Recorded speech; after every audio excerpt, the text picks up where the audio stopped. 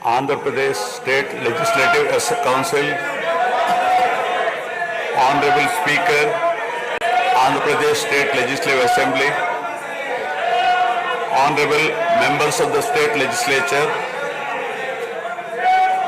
I am immensely pleased to welcome and congratulate the newly elected Honorable Members of the State Legislative Assembly and members of the Legislative Council to this joint session of the State Legislature being convened for the first time after the General Elections 2024. I would like to take this opportunity to commend the Andhra people's active participation in the electoral process. Their inspiration for change has been unambiguous. Now the responsibility of fulfilling their aspirations lies with all of you. Honorable members, you are aware that due to the supreme sacrifice of Amaravathi Potti Sriramulu, Andhra Pradesh was formed as the first linguistic state on 1st October 1953 with Kurnool as capital. Thereafter, the state was recognized on 1st November 1956 and Telugu-speaking parts of Hyderabad state were made into the combined Andhra Pradesh with Hyderabad as capital. Accordingly, a lot of Telugu people moved to Hyderabad. Again, in June 2014, the people of Andhra Pradesh were forced to undergo another reorganization of their state, the most damaging experience of all. The united Andhra Pradesh was bifurcated unscientifically, undemocratically, and without adequate consultation with the stakeholders. This has left an indelible mark on the minds of the people of the residual state of Andhra Pradesh.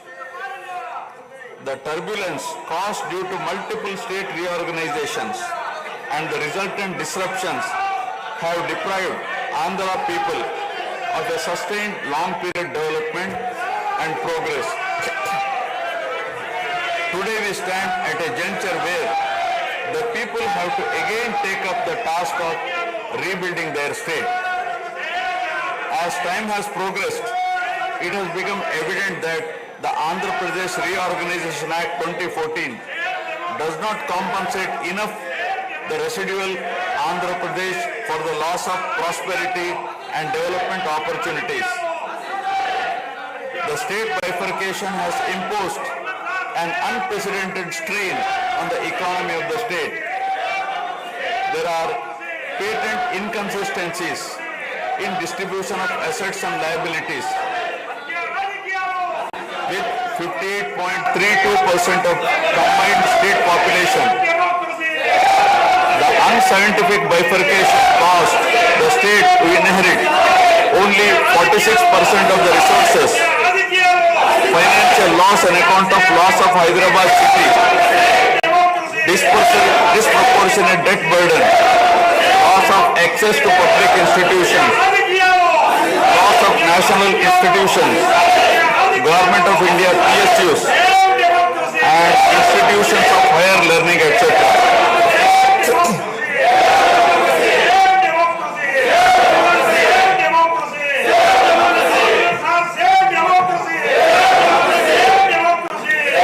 One can see that scientific criteria for apportionment were not adopted, while the residual state inherited huge revenue deficit.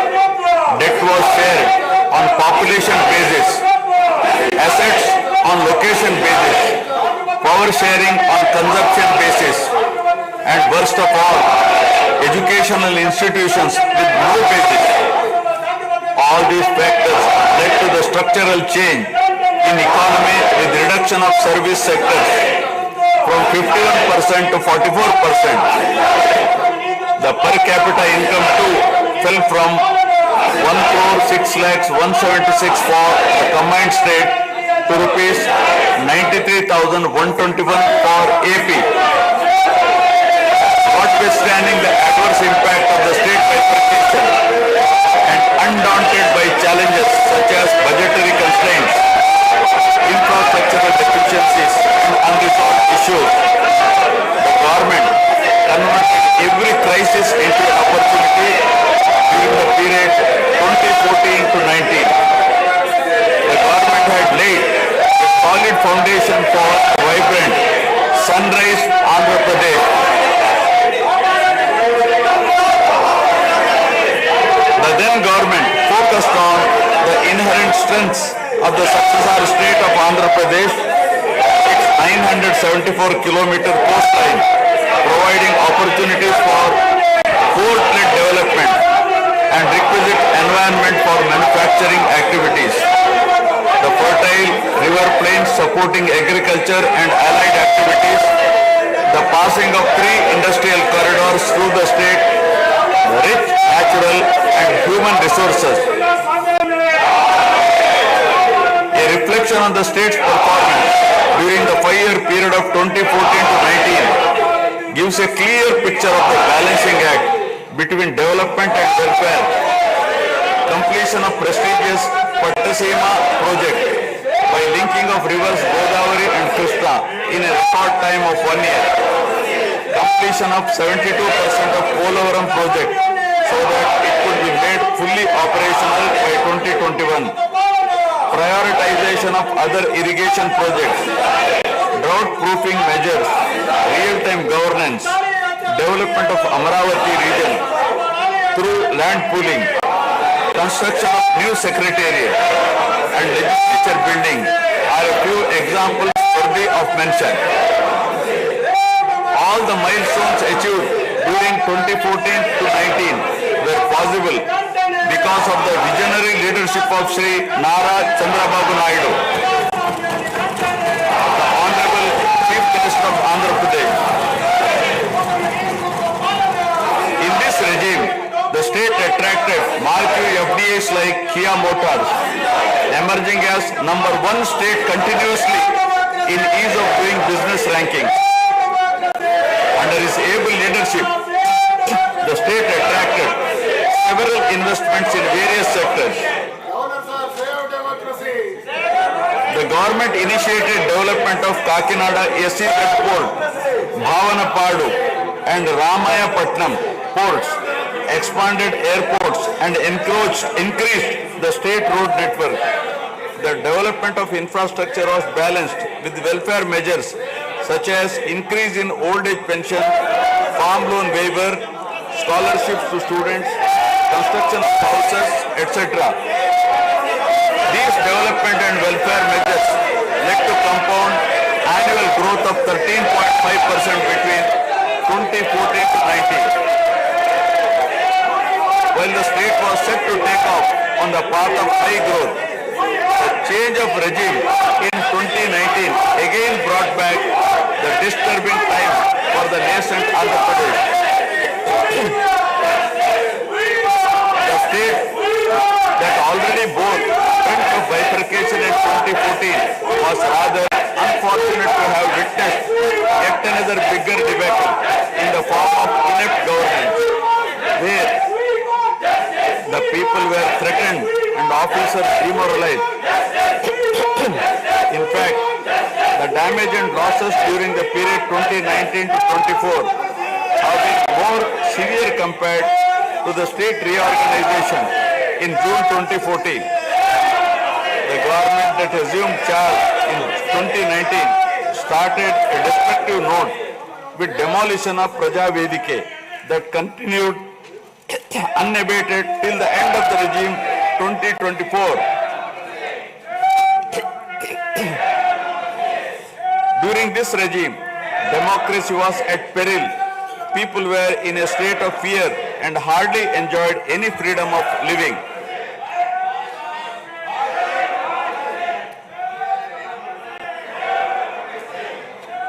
The regime revenge politics had severely hampered the state's prospects for prosperity and growth. Even the Honorable High Court of Andhra Pradesh had sought to convene a judicial inquiry into whether there is a constitutional breakdown in the state. The biggest damage was done to the brand AP. No noteworthy companies came forward to invest in the state.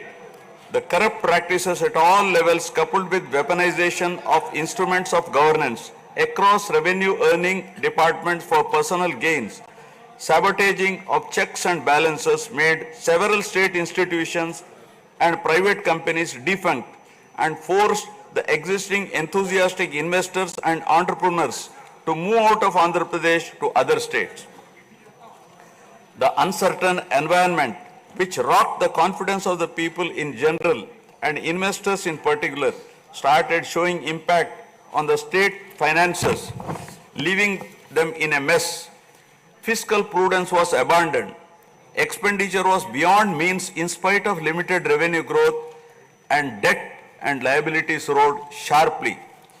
Financial management is manifested by diversion of funds, higher taxation despite high inflation, increase in power sector liabilities, neglect of capital expenditure which eventually resulted in slowing down of the economy. The enormous gap in resources was sought to be met repeatedly by borrowings through corporations and forcing them to spend on government expenditure, and in the process weakening the corporations.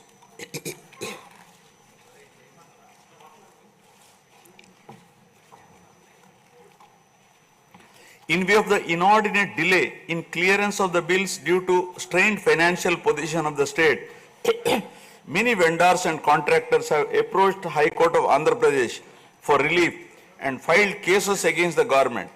About 25,000 cases have been filed for bill payments, which is unprecedented. The sheer number of contempt cases with personal appearances and arrest warrants against officials in several cases resulted in systematic humiliation and victimization of bureaucracy.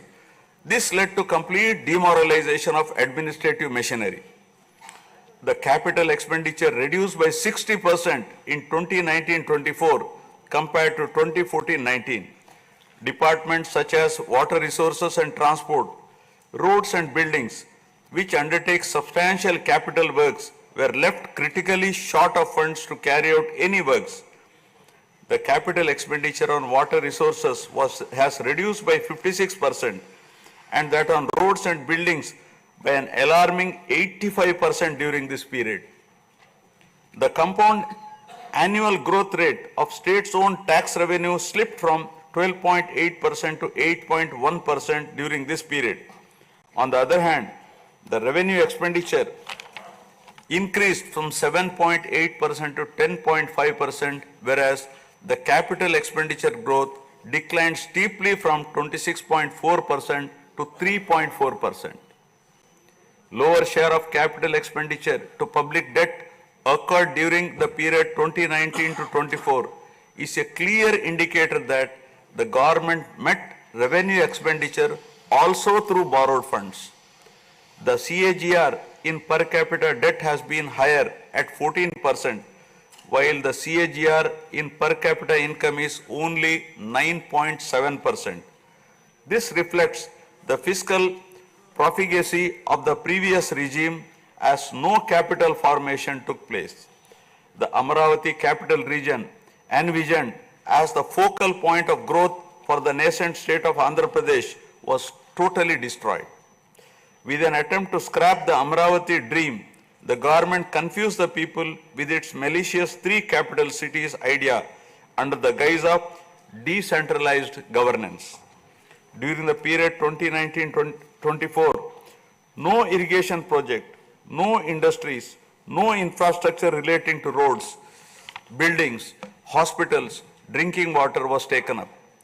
Cancellation of MOUs in energy sector and other infrastructure projects further demonstrated the negative attitude of the government. Such disastrous decisions, unmindful of consequences, have led to unrest among the youth and job aspirants. Prevalence of uncertain environment has eventually led the youth towards addiction of illegal substances, causing a drug menace. The mental unrest and agony were not limited to the geographical boundaries of the state. The Telugu speaking people all around the world were upset and demoralized by the uninspiring deeds of the government. They anxiously and desperately waited for a change in governance that would take them forward in the 21st century. The progressive public policies of the AP government during 1996 to 2004 have today led to empowerment of Telugu people globally, enabling them to be amongst the highest earning Indian diaspora. The condemnation of demolition approach of the previous government by the people of the state, NRIs and other supporters culminated in a change in government. A huge and historic mandate has been given to the NDA, hitting an unprecedented 93% strike rate, thus reaffirming faith in democracy.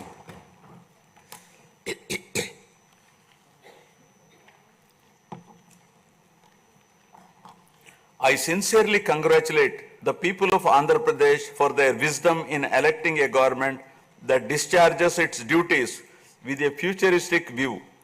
Hordes of Andhra people had come from various regions to be part of this historic mandate in favor of future of Andhra Pradesh. The new government has a perfect blend of fresh and experienced honorable members in the assembly. I once again welcome all the members who will be instrumental in making right policies in the interest of good governance and in the spirit of cooperative federalism. Honorable members, at this juncture, I feel it is also important to recall the glorious past of Andhra Pradesh, renowned as Annapurna, rice bowl of India. The state used to support other states in ensuring food security. As a leader of self-help group concept, Andhra Pradesh stood out as an example in developing entrepreneurship, knowledge economy, and cultivating thrift amongst poor women. Use of IT in all areas of welfare and development was the cornerstone of state's vision. The misrule of the previous government, which lacked transparency, have compelled this government to put the facts before the people about the disruption of systems and rampant corruption prevailing during the last 5-year term. Accordingly, my government has released a series of white papers highlighting numerous discrepancies in fund utilization, misappropriation, resulting in huge loss to the state exchequer and the natural resources base of the state. I would present some of the key takeaways of the white papers. Completion of Polavaram, the lifeline of Andhra Pradesh, is of the highest priority. The Polavaram project has been completely derailed. Introduction of reverse tendering and cancelling the agreed contracts have caused an irreparable damage not only to the project but also to the concept of interlinking of rivers and irrigating every acre of land. Unilateral announcement of 3 capitals for the state resulting in 1,631 days of farmers' protest. Modification of jurisdiction of the Capital Region Development Authority to 6,993 square kilometers. Shelving preparation of regional master plans. Completing the land acquisition in only 191 acres are some of the events that halted the progress of CRDA. This led to a potential loss of about 7 lakh jobs and estimated loss of wealth of about rupees 2 lakh crore along with loss of investment and growth opportunities. Andhra Pradesh, which enjoyed the distinction of being the first state in the country to have introduced reforms in the power sector in 1990s, had achieved energy sufficiency from 1996 to 2004. After bifurcation, the state faced an energy deficit of 22.5 MU per day. Again, by bringing second generation's reforms in energy sector and promoting renewable energy, the state became energy surplus by 2018. The state has witnessed and irreparable damage in the recent past. State energy sector has also suffered huge losses to the tune of rupees 1,29,503 crores during the period 2019 to 24. Misappropriation of natural resources such as land, mines and minerals and forests has been widespread. Land grabbing, misappropriation in allotment of house site pattas, violations in land allocation, assignment of land to ineligible beneficiaries, and Resurvey and AP Land Titling Act 2023 have completely eroded the confidence of the people during 2019-24. Put together, an amount of rupees 35,576 crore covering 1.75 lakh acres has been estimated as a loss, and the fundamental right of the people to own their property was affected. Looting of sand and mineral wealth is another area that resulted in huge loss to the exchequer and involved corruption. My government has initially estimated that an amount of rupees 19,000 crore has been lost due to illegal activities in these areas. Due to the unfriendly sand policy, 20 lakh construction workers have become unemployed. Due to the inefficient, inappropriate policy making and laxity in enforcement during the periods 2019-24, a cumulative loss to the tune of 9,750 crore has been incurred in mineral revenue. Huge damage has been done to environment. Smuggling of precious red sanders from forests has taken place, with the revenue from the sale of red sanders dropping from rupees 1,623 crore in 2014-19 to rupees 441 crore in 2019-24. The destruction of mangrove forest land and Rishikonda Hill in Visakhapatnam have also damaged the state's heritage and culture. The government misused law and order machinery during 2019-24 by harassing dissenting voices. There was rise in crime against women, children, atrocities on innocent people, especially the SC, STs and other vulnerable sections. The people lost faith in the government's ability to maintain rule of law.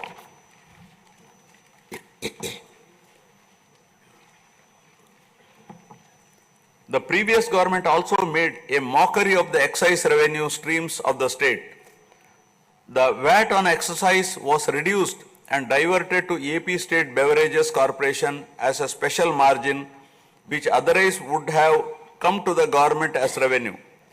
The government levied the additional retail excise tax on the issue price of liquor sold by APSBCL and escrowed the same for repayment of loans taken by APSDC.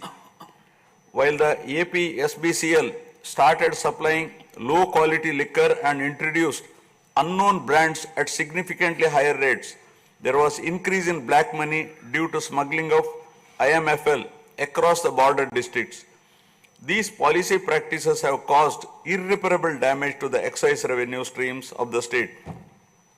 As a result, it has become difficult for the new government to meet even the essential committed expenditure with the reduced revenue of the state.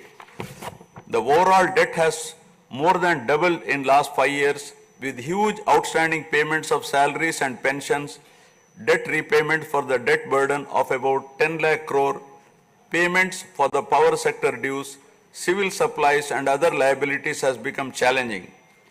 Putting the governance back on track is truly a Herculean task. My government has already started fulfilling the pre-poll promises and announced that steadfast commitment to Super 6 promises. My government has launched its trademark people-centric governance soon after assuming office, with a series of measures such as announcing a mega DSC for filling up 16,347 teacher vacancies, abolishing the Land Titling Act, enhancing social security pensions to rupees 4,000, organizing a skill census, and reopening the Anna canteens to provide food for the poor at a very nominal rate of ₹5 and supply of free sand. My government will initiate other important measures also. I am sure my government, under the able and proven leadership of Shri N. Chandrababu Naidu Garu, the Honorable Chief Minister of Andhra Pradesh, and Shri Pawan Kalyan Garu, Honorable Deputy Chief Minister, with complete support of Shri Narendra Modi Garu, Honorable Prime Minister of India, will make all-out efforts in fulfilling the aspirations of the people for developing the state. Initiating the process, the Honorable Chief Minister visited New Delhi to meet the Honorable Prime Minister and other union ministers concerned and apprise them of the grim financial situation. During the visit, special requests have also been made for hand-holding by the centre and extending liberal support to the state. I appeal to the people of the state to understand the current alarming financial situation and cooperate with the government in rebuilding the state. The massive destruction which resulted in huge loss of natural resource base and human value system really makes the reconstruction process difficult and time-taking one. To assess the complete loss, plan for resource mobilization and development is a cumbersome task. It requires collective thinking, extensive discussions with intelligentsia and academicians to explore ways to overcome the current crisis. It also involves finding ways to restart the entire development ecosystem through short, medium and long-term plans in the light of the new development paradigm of Viksit Bharat at 2047. The extent of real damage done to Andhra Pradesh in the last 5 years had not come in public discourse thus far. The misgovernance from 2019 to 24 created a trust deficit with regulatory authorities and damaged the brand of AP amongst investors. The people now given a strong mandate to the NDA to rebuild the brand AP and regain the trust. Honorable members, usually winning elections and assuming responsibility is a happy event. But now we are meeting in different and difficult circumstances. Perhaps for the first time in the country, the members are not in a position to rejoice and have the means to meet people's aspirations immediately. Keeping this in view, my government is proposing to go for budget after meaningful deliberations. With several issues relating to state bifurcation remaining unresolved, my government has taken initiative and visited New Delhi to meet the concerned in union government, including Honorable Prime Minister and also Telangana government, with an intent to quickly find amicable solutions. The resolve shown by the 5 crore people of the state to reinstate democracy and elect people-friendly government with an unprecedented mandate is required to be appreciated yet again at this hour of crisis to help the state to rediscover its past glory. I would like to conclude my speech with the inspiring words of Swami Vivekananda. I quote, "We are responsible for what we are, and whatever we wish ourselves to be, we have the power to make ourselves. If what we are now has been the result of our own past actions, it certainly follows that whatever we wish to be in future can be produced by our present actions. So we have to know how to act." Jai Hind.